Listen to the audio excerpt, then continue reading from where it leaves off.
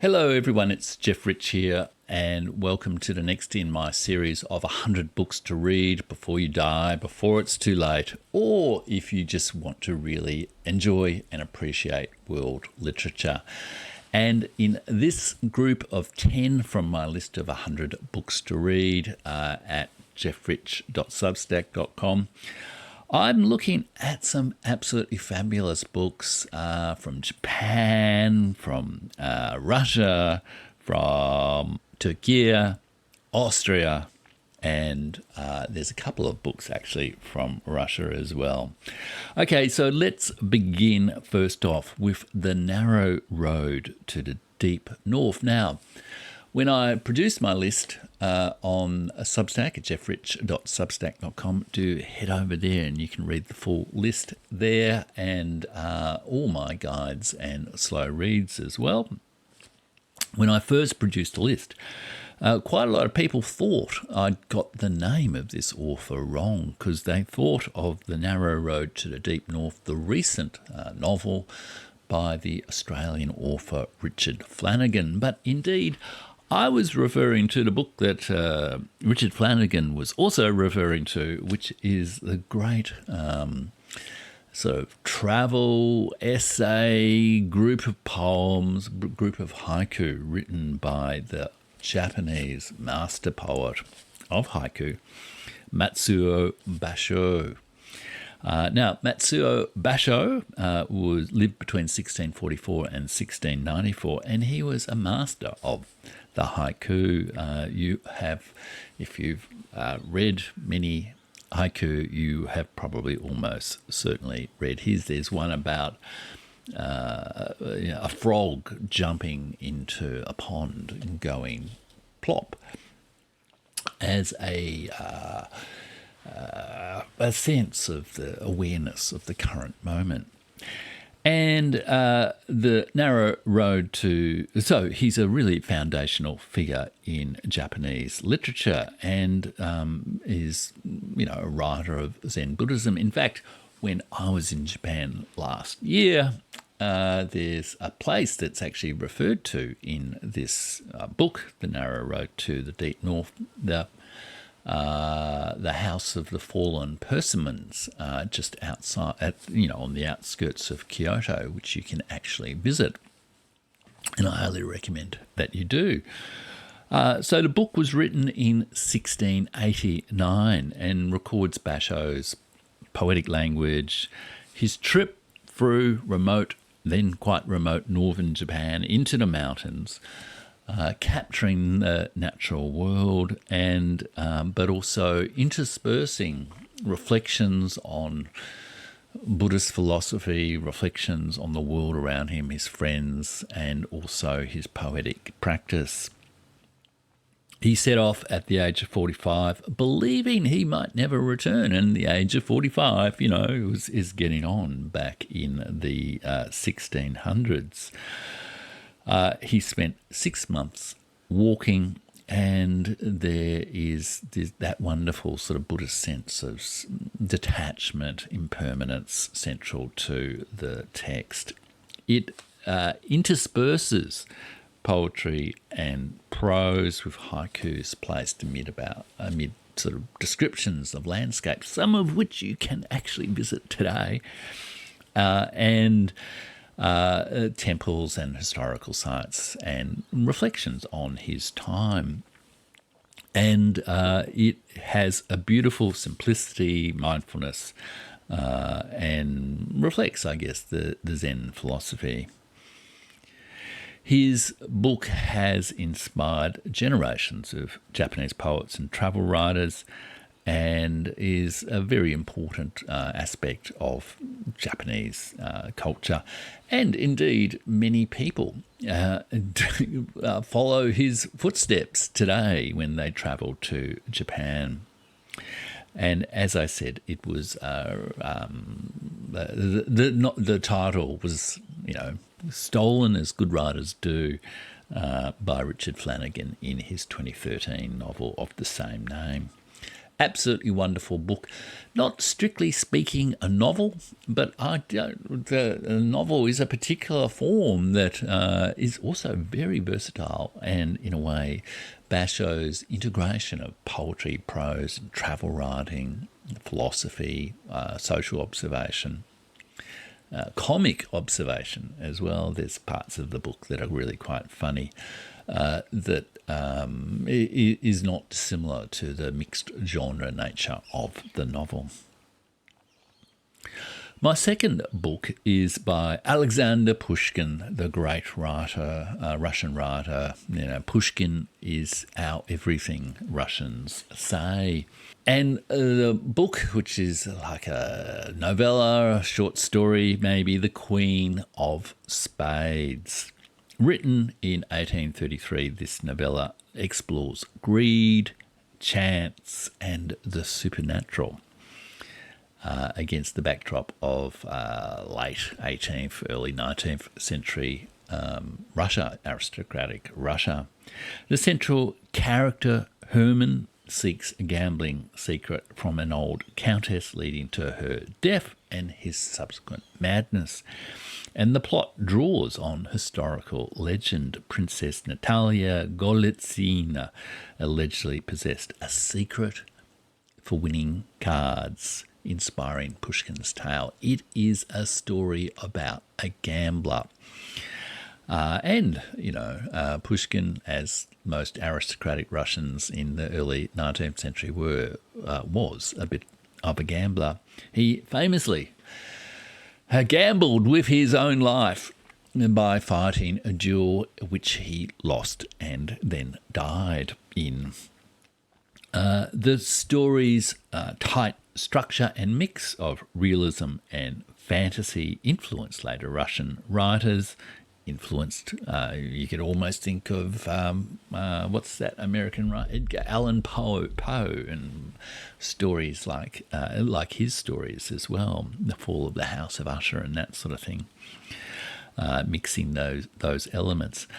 And it was adapted into an opera by the great Pyotr Tchaikovsky.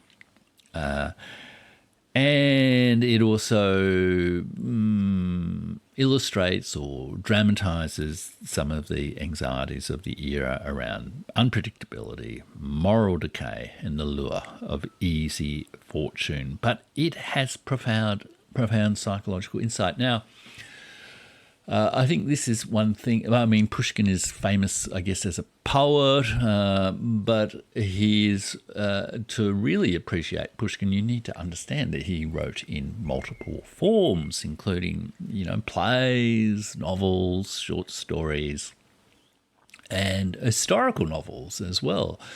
And this is part of the reason he is such a significant writer. He was very fertile in defining modes of writing and cultural archetypes almost in Russia in the 19th century. It makes him, not just a great Russian writer, but one of the greatest writers of all cultures.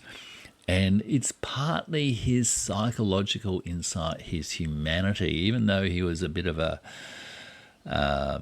womanizing wastrel in some ways. His writing does have profound humanity and psychological insight, like, I guess, Shakespeare is renowned to be.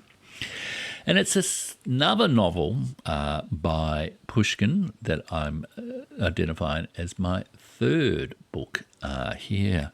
And that book is The Captain's Daughter. This novel was written in 1836 and is set during the Pugachev, Pugachev, rebellion in 1775, a kind of a sort of peasant southern Russian rebellion, Cossack almost rebellion in the era of Catherine the Great. The story follows Peter Grinyov, a young nobleman who witnesses rebellion and makes moral choices during crisis. And his prose has suspense, romance, historical authenticity, and brilliant narrative structure. It shows difficult choices being made under duress, the experience of war, the experience of capture in war, the experience of, I guess, gender relationships in war as well, and contrasts the steadfastness of one character with the opportunism of another. It also focuses on theme. There's a love story, I guess, between Peter and Maria within the story, which goes to the theme of courage and resilience and how people endure. Really an experience of civil war. I guess the Pushkin rebellion is a form of civil war.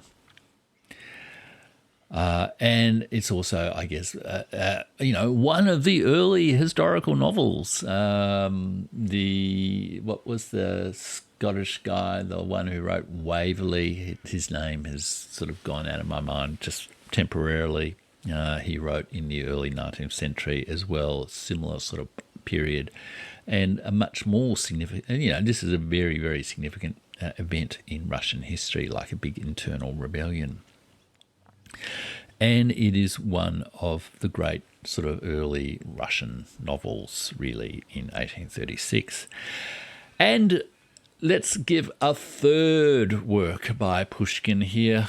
Strictly speaking, it's a verse play, and, I've been a little bit flexible in defining the genres of the 100 books to read. They're not all, strictly speaking, novels, but Eugene Onegin is a kind of novel, even though it is written as a verse play. There are verse novels, and some people do say Onegin is a verse novel. When I was in Moscow in 2019, I went to see a performance of Onegin, which is Eugene Onegin, which is I can't remember whether I saw it as a play or there's an opera version of it, and it is a really great story, and is very much seen as Pushkin's masterpiece and a defining element of Russian literary culture. It centres on Eugene Onegin, who is a bored, womanising aristocrat, a little bit like Pushkin himself, and Titania, a sincere country girl, and Lensky, an idealistic poet. And it weaves romance, rejection, tragedy, set in Russia of that time. And the work reflects elite culture, rural customs, and the tensions between tradition and modernity. Pushkin's innovative style blurs fiction and reality, employing autobiographical elements and higher dialogue between narrator and reader, with lots of irony, self-reflection, and literary innovation. So it really is a remarkable story. So yes, and it's Tchaikovsky. Tchaikovsky adapted it as an opera, and it's one of the great operas as well. And I'm pretty sure that's what I saw in one of the theatres there in Moscow. If you get a chance to do that, it is one of the great cultural experiences. Moscow is one, it's an astonishing city, and it's a great cultural city as well. So the next book on my list of 100 books to read, is from Turkey. My Name is Red by Orhan Pamuk. Orhan Pamuk won the Nobel Prize in Literature, and his 1998 novel is set in late 16th century Istanbul amid the Ottoman Empire's golden age. You can go to my Substack at jeffrich.substack.com, and I've have a complete profile of all the winners of the Nobel Prize in Literature at my Nobel archive, so do check that out. But the plot of My Name is Red is told from multiple viewpoints. It follows Black, a miniaturist apprentice, as he returns home into a web of murder, rivalry and art.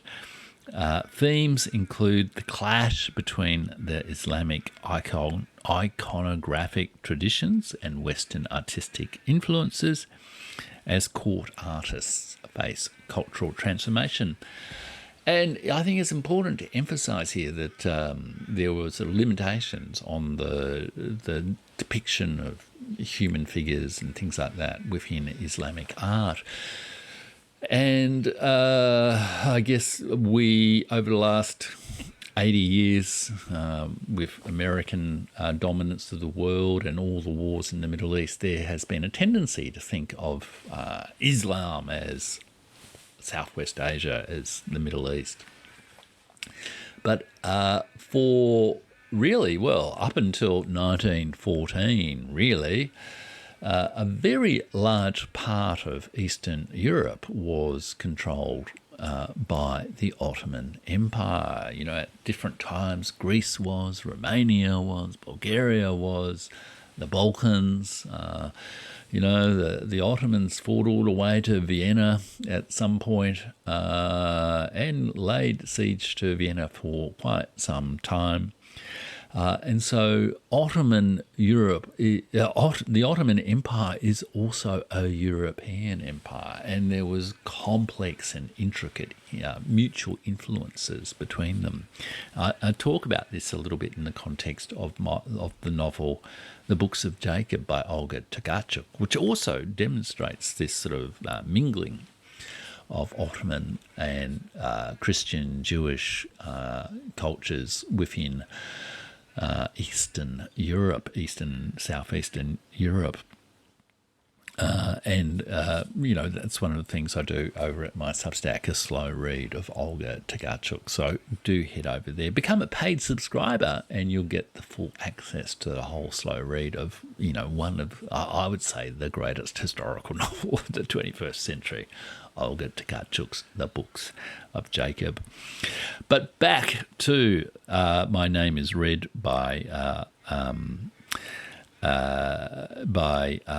Orhan Pamuk. It is set in this context of cultural interaction between West and East within Ottoman Europe that this novel occurs.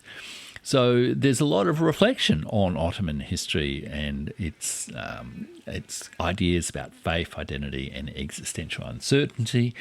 And so it's a great introduction to this essential part of world culture.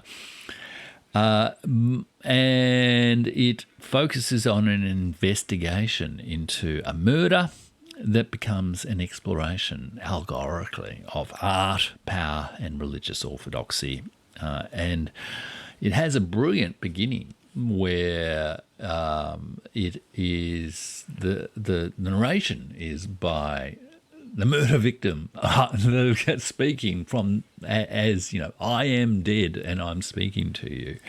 It really just grabs you right from the first sentence. It's a brilliant novel. And he explores issues of creative freedom in structured religious societies and the departures from that as well. He's had difficulties within Turkey himself, criticism of the regime and all that sort of thing. But regardless of all the political issues, whatever your views on those political issues are, the novel is just brilliant, vital, joyous, brilliant literature. And also a wonderful highlighting of various aspects of Ottoman, Islamic, Turkish culture, the miniaturist tradition, image making, and art history, and storytelling within that culture. The next book is a near contemporary author who is also a winner of the Nobel Prize in Literature and who is perhaps not all that widely known outside the sort of German language world, but ought to be. And her name is Elfriede Jelinek. She's an Austrian writer. I'm pretty sure she's still alive. She's reasonably elderly now. And I've got a profile of her, of course, at jeffrich.substack.com.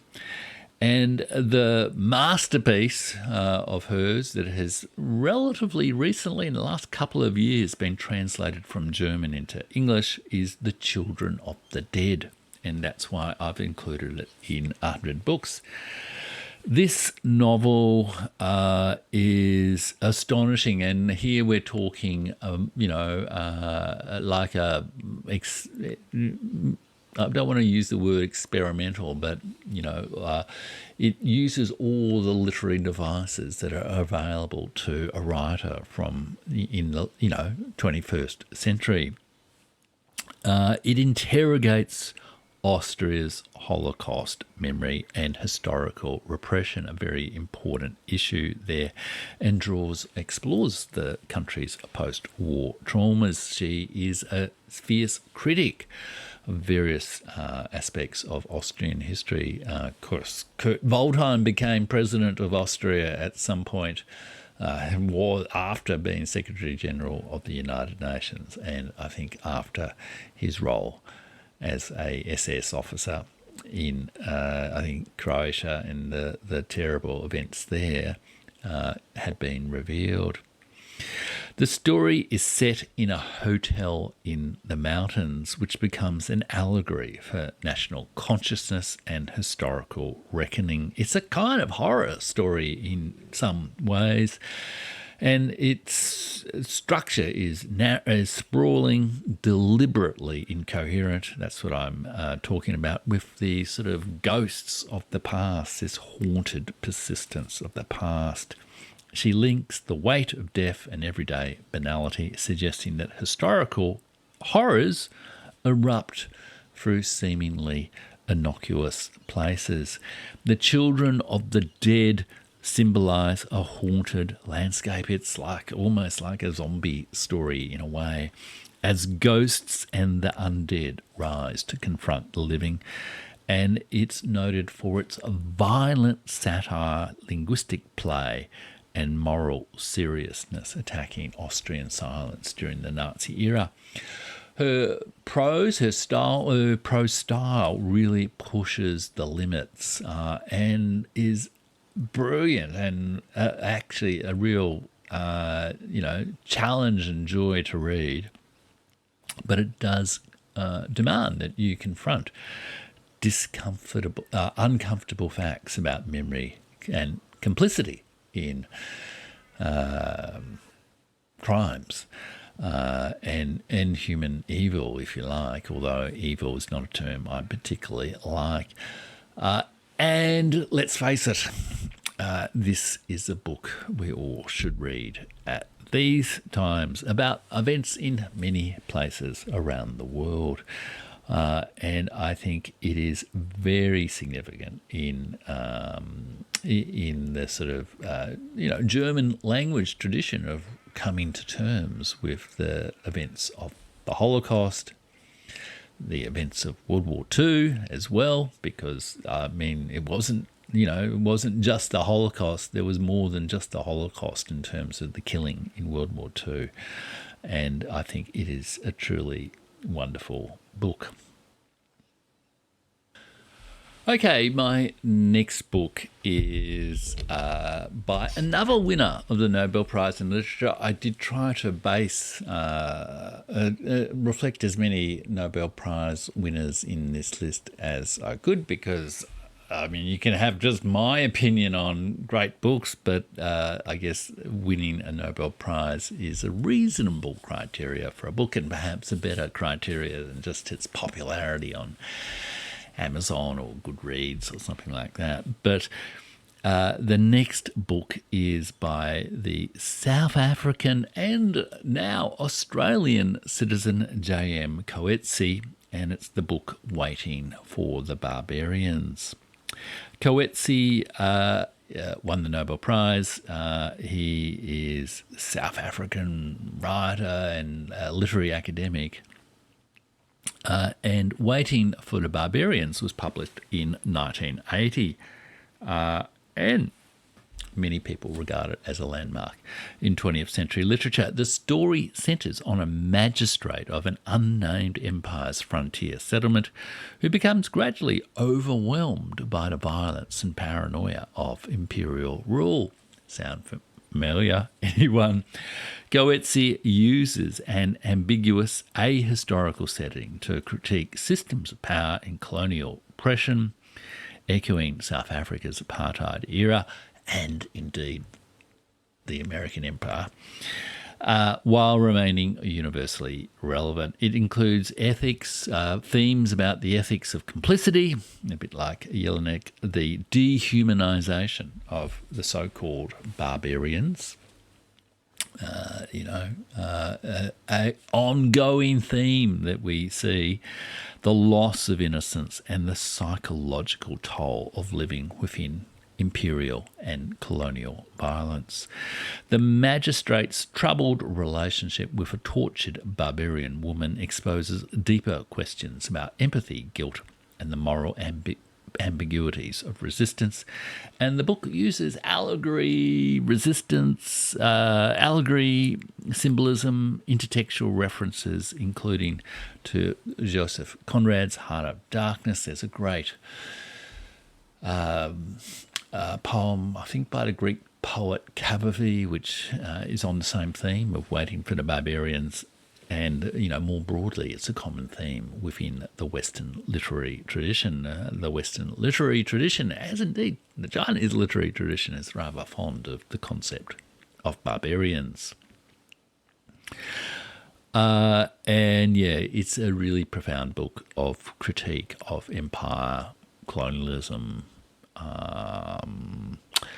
over-intrusive government. I don't like using the term totalitarian because I think it's a very overused term with a dark history in American empire as well. It's also been adapted as a play and a film, and so it is a very, very crucial book. The next book, again, we're on a bit of a Nobel Prize in Literature run here. Again, do check out my Nobel archive at jeffrich.substack.com. And it's written by Günter Grass. I'm pretty sure Günter Grass did win the Nobel Prize. I think I have got that right. Yes, Günter Grass did win the Nobel Prize. He is German, and the book is The Tin Drum. This was one of his first. It was, one of his earliest published novels, published in 1959, and part of a trilogy called the Danzig trilogy, which explored German history through a kind of magical realist. Which is, again, a term that's often used for Latin American literature, but in a way really just describes the techniques of modernist literature blending fantasy, realism, legend, myth, symbolic representations, distortions from reality. And it's also satirical. Famously, it was turned into a great film, I think, in the 1980s or 1970s, and many people know it through the film. The protagonist, the player of the drummer boy who plays the tin drum, is Oscar Matzerath, who decides at age 3 to stop physically growing, narrates the story from a mental institution, wielding his tin drum as a symbol of protest against adult values and social conventions. And the setting, Gdansk, Danzig, now in Poland, of course, as a result of World War II, the sort of the territorial swaps after 1945, following the Soviet defeat of Nazi Germany. The setting, Danzig, in the interwar years through to World War II, provides a backdrop for clear themes of trauma, war, complicity, historical absurdity, and of course the German story of Nazism. He employs the modernist, postmodernist even, narrative techniques, unreliable narration, mythic illusions, and grotesque humour, and is a direct critique of Nazism, which Grass had some limited experience with. I think he may have indeed been even... or I might be thinking of Heinrich Boll here, but he obviously was part of the post-war generation wrestling with the guilt and the responsibility of coming to terms with the acts that Germany, the German state perpetrated in, and German citizens perpetrated in the 1930s and 1940s. It explores issues of resistance versus conformity, between personal identity and national history, and the impact of guilt and repression. And the tin drummer boy Oscar has a glass-shattering scream and drum which he maniacally, beats, which become metaphors for social disruption and the struggle to tell unpalatable truths. It's told through, the truth comes out in a scream of madness, if you like, rather than through an authentic tale of responsible storytelling. And so, it's a brilliant book. There have been controversies about Günter Grass, but Germany has a controversial history in the 20th century. So don't rely on cliched assumptions about what his personal story, his personal encounter with these difficult issues here. People who are in glass houses should not throw stones. The next book is, I think it was the first Islamic writer, perhaps from memory, first Arab writer to win the Nobel Prize in Literature, and it's Naguib Mahfouz from Egypt. And here, it's not just one book, it's actually 3 books, the Cairo trilogy by Naguib Mahfouz. He wrote these books between 1956 and 1957, which were very important years in the history of Egypt. The Suez Canal crisis is 1956. These are the years where Nasser is,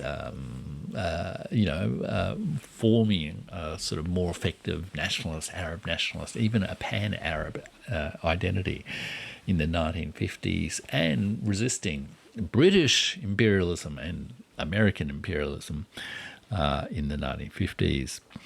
The story follows Al-Said Ahmad Abd al-Jawad family across 3 generations, spanning Egypt's transformation from World War I to the eve of World War II, including the Egyptian Revolution of 1919, which kind of didn't work out too well, and Egypt ended up as a kind of de facto British protectorate colony, vassal state. And the way in which Britain handled that had quite important and profound consequences across Eurasia. Indeed, it had a profound impact on the Islamic world, including in India, where Britain also ruled rather repressively. Mahfouz masterfully blends collective and individual stories depicting the evolution of Egyptian society from patriarchy and tradition to modernity and political upheaval. Family dynamics are explored through the patriarch Ahmed's authority, the changing roles of women, generational conflicts around values and social change. And it also depicts the life in Cairo, the daily life, the customs, the urban landscape. And so it's a brilliant, cultural artefact. Mahfouz himself I think was like a arts bureaucrat, if you like. I think he was in the arts ministry, maybe even the film ministry. He wrote scripts for films and television. Very significant figure in Egypt's, second 20th century history, culture in the second half of the 20th century. And it's an important once treatment of social and political themes that is very important to Egyptian understanding. And very readable, very accessible, so it's a great way to open your eyes to this important aspect of cultural history. My final book in this group of 10 is again by a Nobel Prize winner. It's been quite Nobel Prize heavy. This group of 10, less so in some others. And this one is by the Chinese writer Mo Yan. I think this was the first Nobel Prize to be won by a Chinese writer. First or second, perhaps. There's been 2 Nobel Prizes in its 122-year history, won by by Chinese writers, several won by Japanese writers, and recently, of course, Han Kang won from South Korea. So there have been more East Asian writers, but only 2 by Chinese writers. And this book, Red Sorghum, was published in 1987. It's a family saga, but also a saga, I guess, of the Chinese Cultural Revolution, set in Shandong province, exploring various forms of the historical narrative of China in the 20th century, with a range of literary techniques. It looks at 3 generations of the Shandong family from the 1920s, the famous May 4th movement in the 1920s, through World War II, the Cultural Revolution, and the personal and communal survival against violence, difficulties, and the national trauma, if you like, of China, the cultural, the struggle for China to sort of rebuild and to endure through the horrors of World War II, but also then some of the challenges presented in the revolutionary China's history. The narrator recalls his family's journey from winemakers to resistance fighters against Japanese occupation, a very central part of China's story in the 20th century, and focuses on brutal realism as well as intimate domestic detail. Sorghum serves, it's a kind of a crop. Sorghum serves both as a crop and a metaphor representing resilience, very crucial to the story of China in the 20th century, the testing of character and the connection between land and memory.